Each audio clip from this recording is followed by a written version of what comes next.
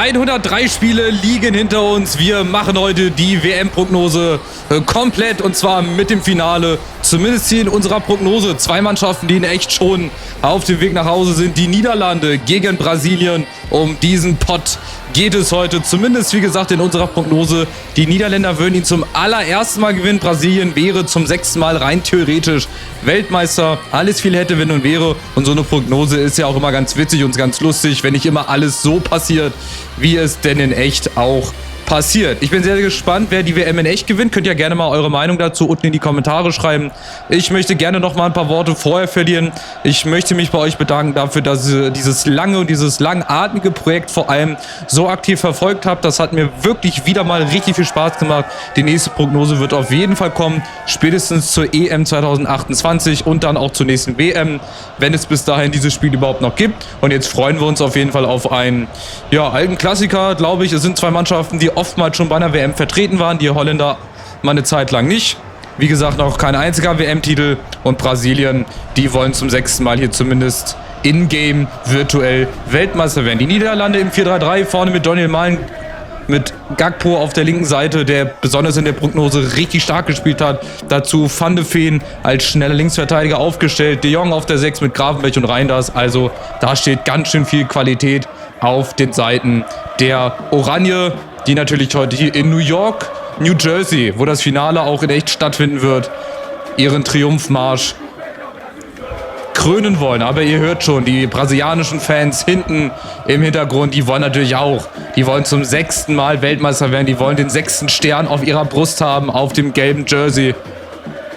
Und diese 11 sollen es dann wahrscheinlich richten auch für Brasilien. Im Tor natürlich Alisson, dann die Viererkette mit Santos, mit Gabriel, Marquinhos und Ibanez. Dann Guimaraes und Casemiro auf der Doppelsechs. Dann haben wir Vinicius Junior und Rafinha über die Flügel. Igor Thiago vorne wird flankiert von Lucas Paqueta.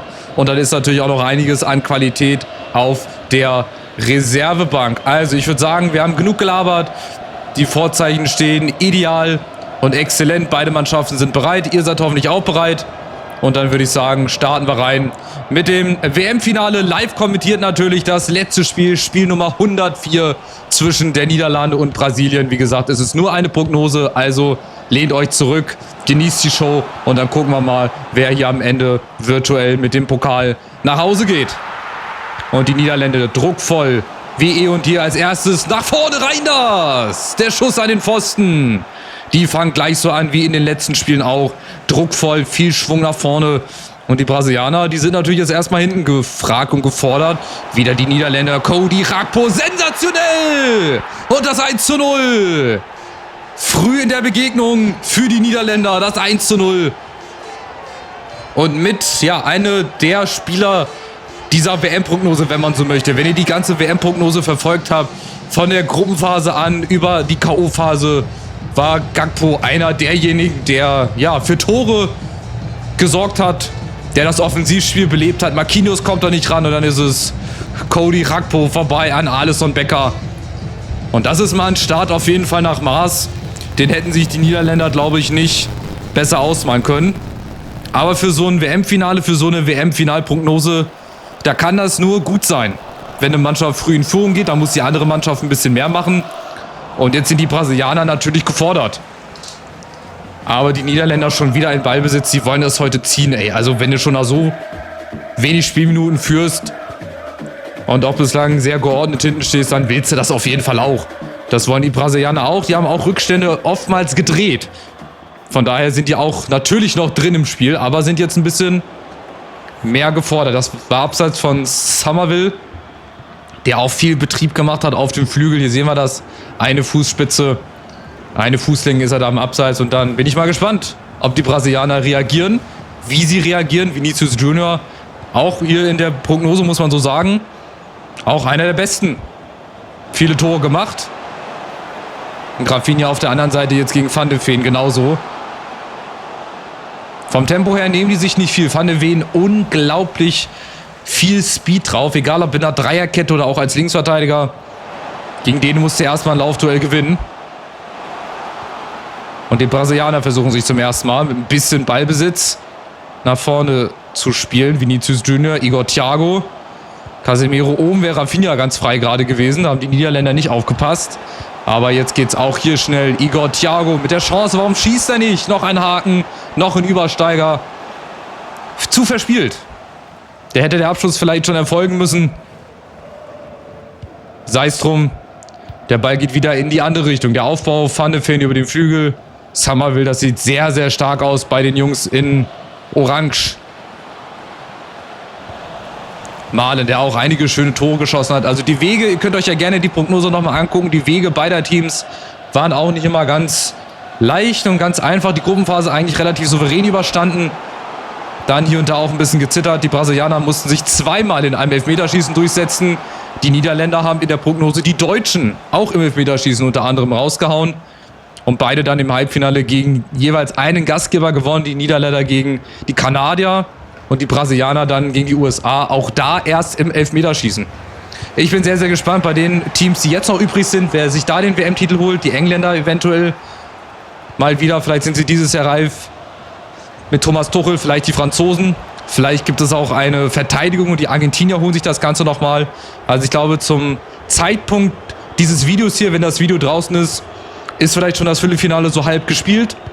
Wir werden uns überraschen lassen. Aber hier in der Prognose, die Niederländer, es gibt bislang nur in eine Richtung, gefühlt 100% Ballbesitz. Und jetzt die Chance für Reinders. Aber immer diese Übersteiger nochmal vorm Tor.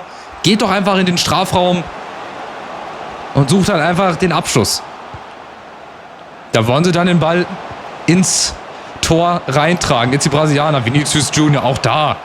Ein Back-to-Back-Skill. Sieht alles schön aus, aber für die Brasilianer wäre ein bisschen mehr konsequent vor dem Tor jetzt besser. Und die Fans, die tun auf jeden Fall alles dafür. Man hört sie im Hintergrund, die sind da. Natürlich zahlreich. Aber bislang die Niederländer wenig gefordert. Also haben vorne ihr frühes Tor gemacht. Für nicht unverdient mit 1:0. Und wären Stand jetzt zum allerersten Mal, das kann man sich gar nicht vorstellen, zum allerersten Mal Fußball-Weltmeister. Einige Finals haben sie schon gehabt, leider immer verloren aus deren Sicht. Von daher wird es vielleicht zumindest hier virtuell die Krönung. Aber noch ist zu lange zu spielen. Rafinha, auch hier mit einem Skill, aber Van de Ven klärt zur Ecke. Die wird sich dann Vinicius Junior annehmen, so wie es ausschaut, jawohl. Viele Abnehmer in der Mitte, Jesus, Marquinhos oder auch Igor Thiago. Eine leichte erste Annäherung. Wir haben Minute 38. Also wenn die Brasilianer nicht den völligen Turnaround in der Halbzeit 2 schaffen, dann wird das so, glaube ich, nichts. Mit WM-Titel virtuell Nummer 6. Da ist noch einiges zu tun und die Niederländer, die müssen einfach so weiterspielen, auch aufs zweite Tor. Ich finde, das ist bislang eine sehr souveräne Leistung. Geht gut durchs Mittelfeld, durch ihr 4-3-3. De Jong lässt sich als Sechser immer wieder fallen. Daneben dann Gravenberch und Reinders. Und vorne mit Malen und Cody Gakpo natürlich Geschwindigkeit und Kaltschnäuzigkeit.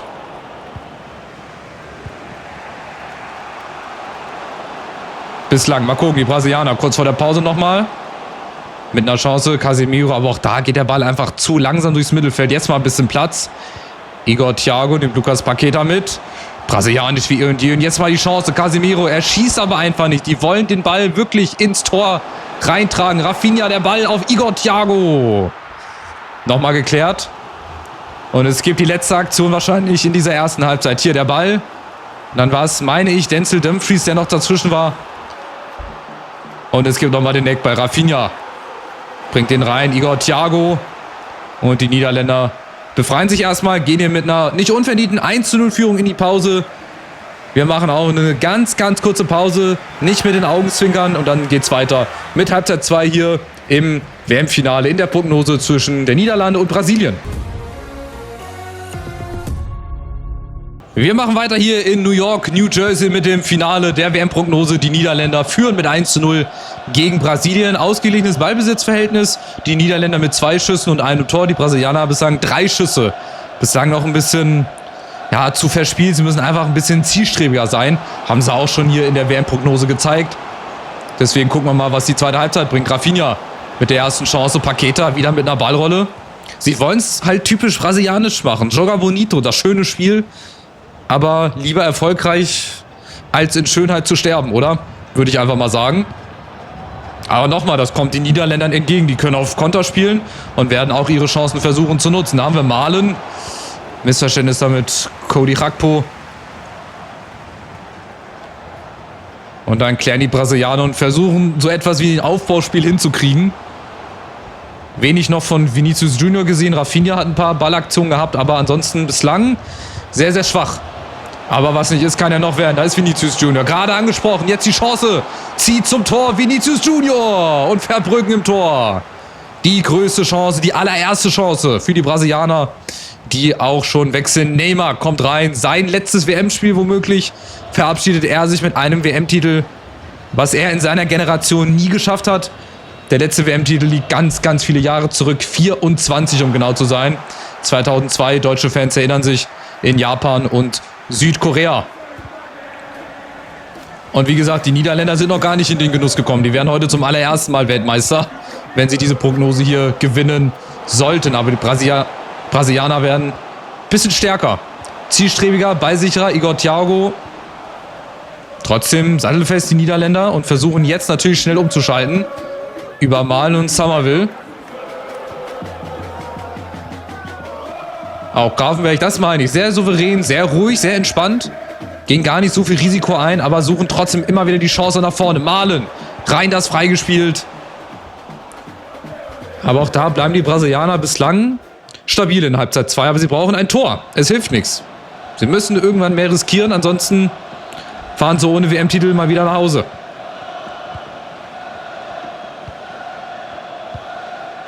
Casemiro, da ist Neymar zum ersten Mal. Muss jetzt natürlich das Spiel so ein bisschen versuchen an sich zu ziehen. Das war kein Foul. Okay, Schiedsrichter hat eine lange Leine. Und dann geht es weiter über rein. Das Außen ist Cody Gakpo wieder und wieder rein. Das hat jetzt ein bisschen Platz. Er hinterläuft. Sieht aber Malen in der Spitze. Zieht nach außen. Jetzt ist niemand in der Mitte. Doch, De Jong, der läuft sich da frei. Pfosten. Frenkie de Jong mit der großen Chance aufs 2-0. Die Niederländer wechseln auch. Justin Kluivert rein für Summerville und auch Matthäus Cunha kommt rein. Ex-Herthaner, Ex-Leipziger. Allzeit bekannt aus der Bundesliga. Nochmal frische Kräfte jetzt für die Schlussphase. Wir haben noch knapp 20 Minuten mit Nachspielzeit in dieser Prognose. Immer noch führen die Niederländer hier nicht unverdient. Mit 1:0 stehen virtuell vor ihrem allerersten WM-Titel. Aber die Brasilianer hatten die große Chance, durch Vinicius Junior hier auszugleichen. Aber Verbruggen war dort auf der Hut. Der ist ja wieder Vinicius Junior, 71. Allein gegen alle wird nicht funktionieren. Die Niederländer stehen wieder 1. Lassen so gut wie nichts zu. Haben auch immer wieder gefährliche Aktionen nach vorne. Und sind im zweiten Tor näher, bin ich euch ehrlich, wie die Brasilianer dem Ausgleich. Jetzt De Jong. Mit der Chance. Da ist Reinders mit der großen Gelegenheit. Und Alisson Becker hält seine Jungs hier im Spiel. Sonst wäre es das gewesen wahrscheinlich. Das 2:0. Dann hätte man den Sack hier zumachen können. Aber so bleibt Brasilien noch im Spiel. Ich gucke auf die Uhr. 15 Minuten noch mit Nachspielzeit. Es wird immer enger. Es wird immer spannender. Es wird immer knapper. Wann geht Brasilien all in? Neymar. Vinicius Junior. Guimarães. Da wäre Matthäus Cunha gewesen. Aber bringt auch den Ball nicht an den Mann. Und jetzt die Niederländer, die kontern jetzt natürlich. Die haben auch den Platz, die haben die Qualität. Und Justin Kluivert hat die Chance in Minute 80. Alles klar zu machen, aber wieder dieser Alisson Becker. Nochmal Wechsel. Jan-Paul van Hecke geht raus. Nathan Ake kommt rein für die Stabilität. Und Gabriel Martinelli, also Brasilien, geht in die Offensive, nimmt einen Verteidiger raus, bringt einen Stürmer rein. Müssen sie jetzt natürlich auch machen. Aber die Ecke kommt. Wenn nicht jetzt, wann dann? Aus Sicht der Brasilianer. Die Zeit rennt. Grafenberg, Flanke kommt, Malen kommt nicht ran. Vinicius Junior. So, der Angriff muss jetzt sitzen im besten Fall. So viele Angriffe wird es hier nicht mehr geben.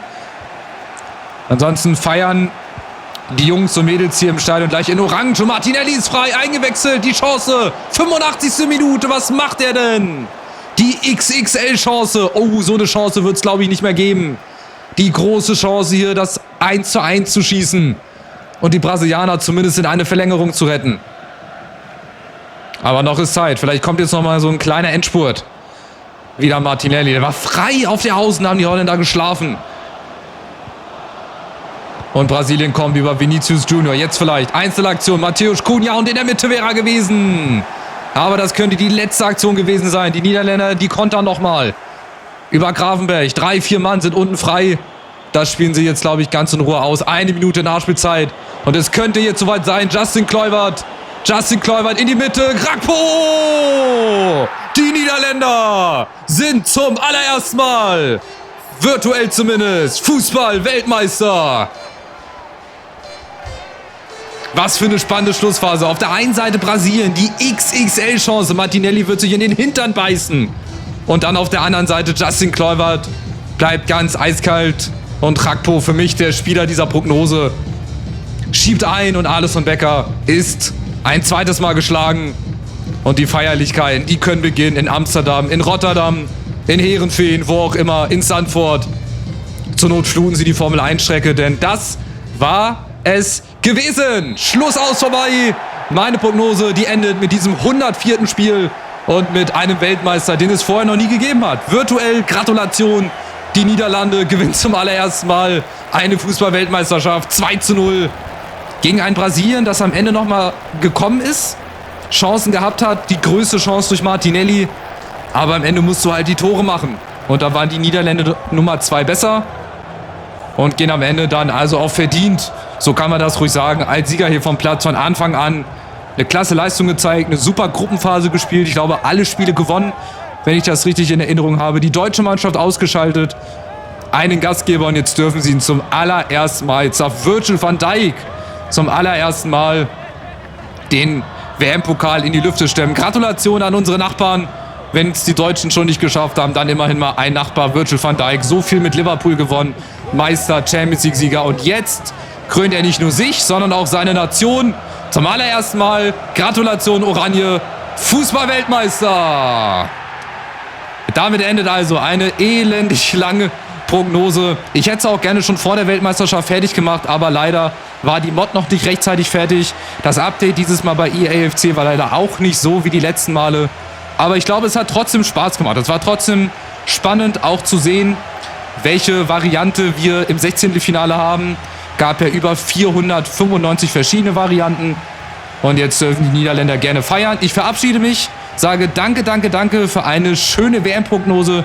Wie gesagt, die nächste Prognose kommt auf jeden Fall spätestens zur nächsten WM 2030. Aber ich denke mal auch, wenn EA da nichts Großartiges falsch macht, gibt es auch zur Europameisterschaft 2028, die dann im UK stattfinden wird. In England, in Wales, in Irland unter anderem, in Schottland auch. Also, das war's von mir. Ich bedanke mich bei euch fürs Zuschauen. Smash doch mal den Like-Button, lasst doch mal einen netten Kommentar da. Und dann sehen wir uns bei meinen anderen Videos wieder. Von hier aus Glückwunsch nochmal an die Niederlande. Weltmeister hier in meiner Prognose der WM 2026. Ich bin raus, macht's gut. Ciao, ciao.